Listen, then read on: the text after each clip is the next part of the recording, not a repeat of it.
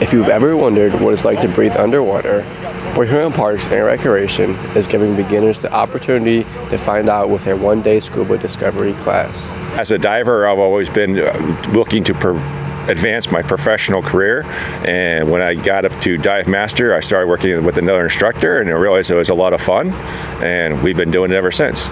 Before anyone can explore beneath the surface, it all starts with learning the basics from an experienced instructor. So the participants actually do the first open water dive, so they learn how to assemble the gear, and then they put the gear on, get in the water, learn how to function the BC, breathe off the regulator, and mask clear, and then they have some fun.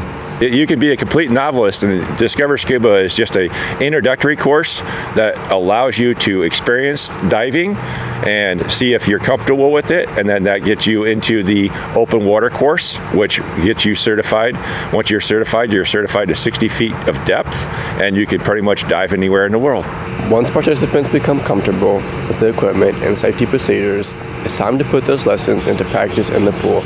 Scuba diving is a great way of introducing young people and young minds into a whole new science.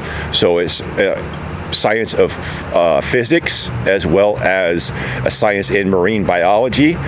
We've had several students come to get certified so they can actually go diving and study natural elements such as coral growth, the behavior of animals on reefs, do fish counts, and study the marine environment.